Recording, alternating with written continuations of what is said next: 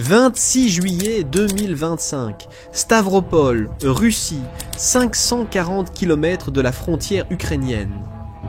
L'une des plus importantes usines militaires russes, qui produit des systèmes pour protéger les forces russes contre les drones ukrainiens, est détruite lors d'une attaque de précision chirurgicale.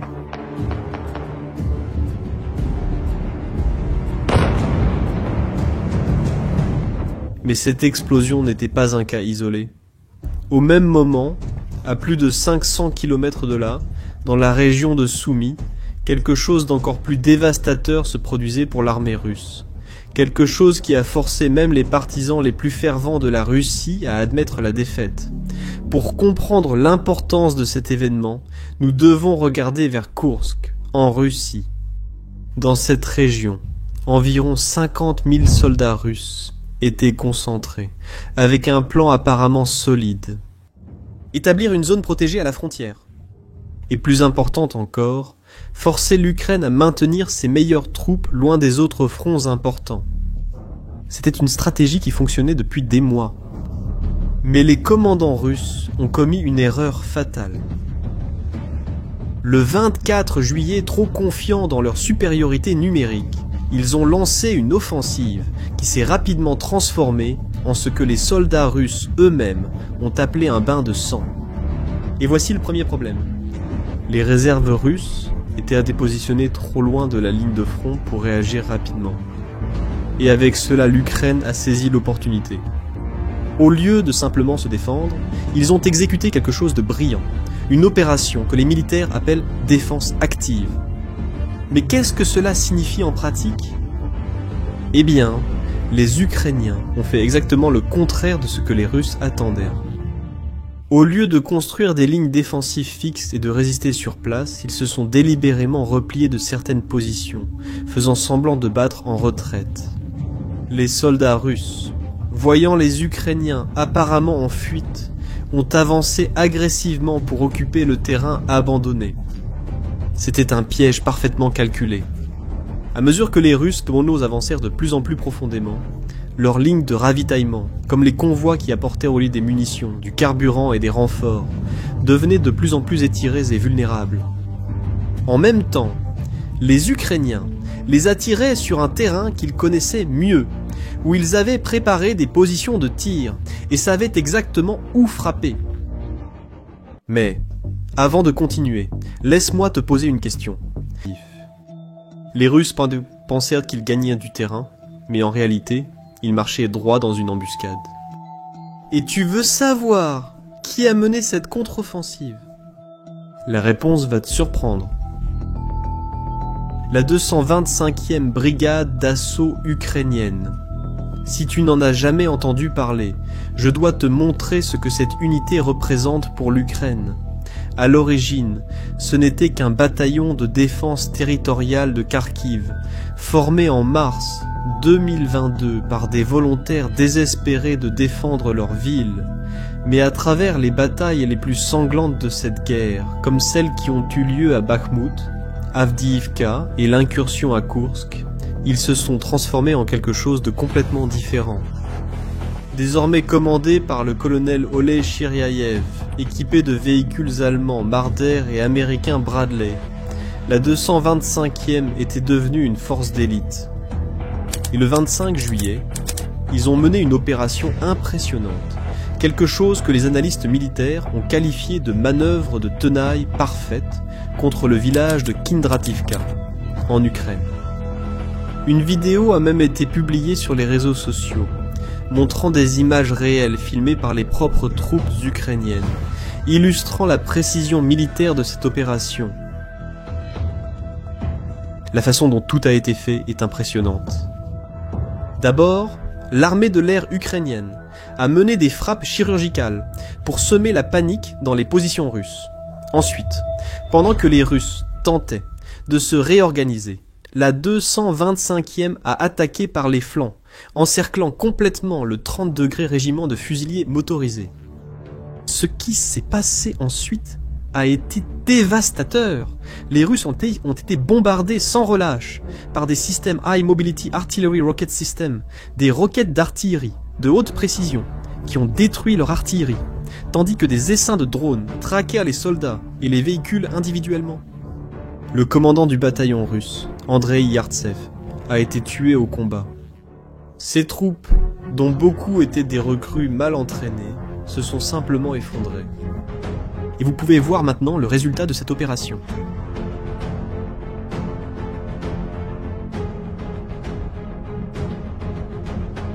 Cette vidéo, prise au centre de Kindrativka après la bataille, montre le drapeau ukrainien flottant là où se trouvait auparavant le drapeau russe. Alors, quelque chose d'à peu près inédit s'est produit. Les propres chaînes de propagande russes sur Telegram ont commencé à admettre le désastre. L'une d'elles a écrit « Les combattants du 3e régiment motorisé qui ont tenu leur position jusqu'à la fin sont restés définitivement dans la direction de Sumy. Malheureusement, il a été impossible de les joindre. Maintenant, arrêtez-vous pour réfléchir. Lorsque les propagandistes admettent qu'une unité entière a été définitivement perdue, vous savez que la situation est bien pire que ce que nous imaginons. Sauf que dans ce cas, le chaos russe ne faisait que commencer. Alors que la 200e et la 225e consolidèrent leur victoire, d'autres unités russes dans la région ont paniqué. Les rapports de ces mêmes blogueurs militaires russes ont décrit des scènes de chaos total, des soldats abandonnant leur position sans ordre, des unités tirant les unes sur les autres par manque de coordination, et des troupes tuées par leurs propres champs de mines qu'elles avaient installés. Un cas particulièrement bizarre a impliqué ce que les blogueurs militaires russes eux-mêmes ont appelé une course à la gloire entre différentes unités russes pour capturer le village de Sadk. Imaginez cela. Plusieurs unités militaires rivalisant entre elles pour être la première à atteindre un objectif, chacune voulant s'attribuer le mérite de la victoire, que ce soit pour impressionner les commandants, gagner des médailles ou simplement avoir le droit de se vanter. Au lieu de coordonner leurs attaques et de travailler ensemble, chaque unité se battait de son côté sans communication adéquate avec les autres. Le résultat a été désastreux. Le 137e régiment aéroporté et la 810e brigade d'infanterie navale sont arrivés au village en même temps, venant de directions différentes, sans coordination de commandement et sans savoir qu'il y avait des troupes alliées dans la zone. Ils ont littéralement ouvert le feu les uns sur les autres, pensant qu'il s'agissait de forces ennemies ukrainiennes, et alors que l'armée russe se désintégrait sur le champ de bataille, l'Ukraine démontrait une capacité militaire complètement différente, la capacité de frapper au cœur de la machine de guerre russe, à des centaines de kilomètres de là. Vous vous souvenez de l'usine que nous avons montrée au début? Signal à Stavropol était une usine exceptionnelle. Elle produisait les systèmes de guerre électroniques, dont les troupes russes dépendaient pour se protéger des drones ukrainiens. Et les Ukrainiens n'ont pas attaqué au hasard. Ils ont visé spécifiquement les ateliers, qui contenaient des machines à commande numérique de grande valeur. Ce sont des machines automatisées extrêmement précises, contrôlées par ordinateur, capables de fabriquer des composants électroniques militaires, avec une précision au millimètre près, comme des puces, des circuits et des pièces essentielles pour les systèmes radars et de guerre électronique. Ce sont des équipements extrêmement coûteux et difficiles à remplacer, surtout pour la Russie, qui fait face à des sanctions internationales. En détruisant ces machines, les Ukrainiens ont interrompu la production à la source. Regardez cette vidéo. Une compilation de plusieurs attaques de précision ukrainiennes contre des positions militaires russes. Notez la différence. Cible militaire, spécifique, attaque calculée, objectif stratégique clair. Comparez cela maintenant avec la réponse russe. Frustrés par leur défaite sur le champ de bataille, les commandants russes ont fait ce qu'ils font toujours quand les choses tournent mal. Ils ont attaqué des civils.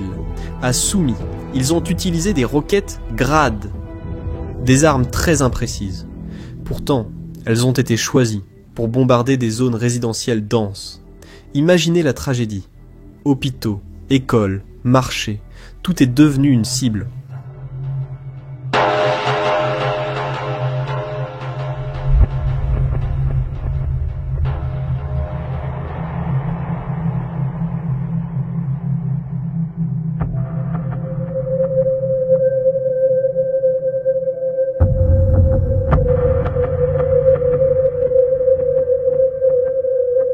Sous-titre Adriana Zanotto.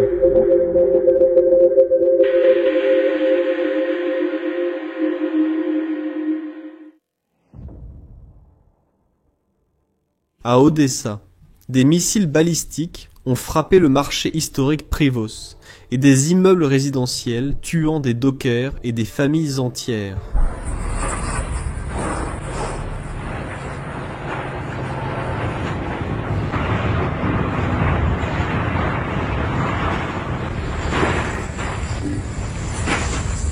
Le général américain Jack Keane a expliqué la logique derrière cette stratégie.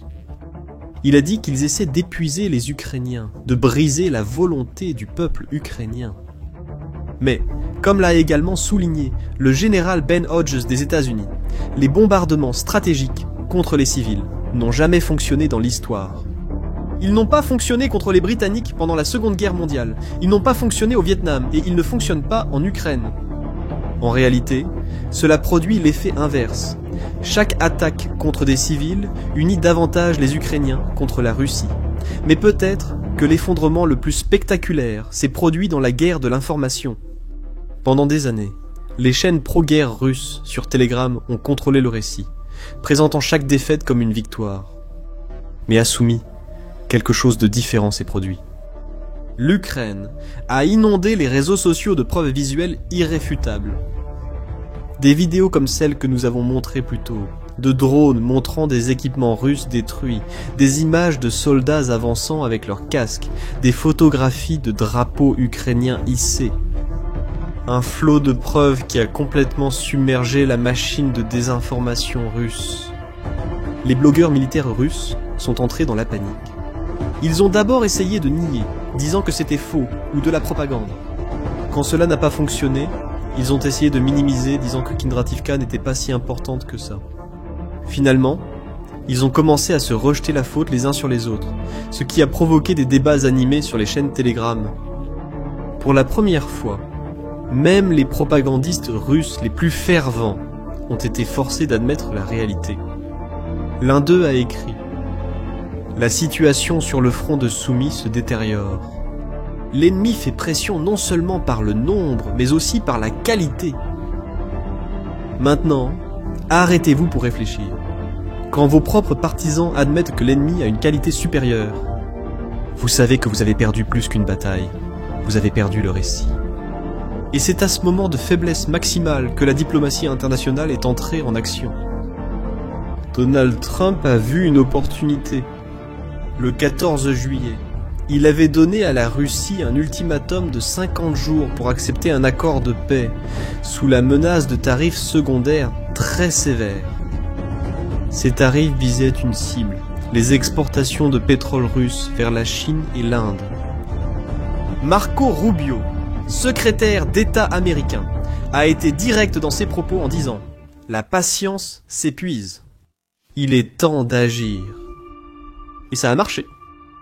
Peu après cette déclaration, Poutine a accepté pour la première fois de s'asseoir à la table des négociations avec Zelensky. La Turquie a annoncé que les deux dirigeants avaient accepté en principe un sommet sur le territoire turc, avec la participation de Trump lui-même. Mais ici nous avons un problème. Les deux parties restent inflexibles dans leur position. Poutine exige toujours que l'Ukraine se retire complètement de 4 provinces et renonce à l'OTAN. Zelensky exige toujours un retrait total de la Russie et un retour aux frontières de 1991. Alors, pourquoi Poutine a-t-il accepté de négocier maintenant ? La réponse se trouve peut-être dans les champs détruits de Soumy, où le 30e régiment russe a été anéanti, et dans les décombres de l'usine Signal à Stavropol, où la capacité militaire russe a été attaquée chez elle.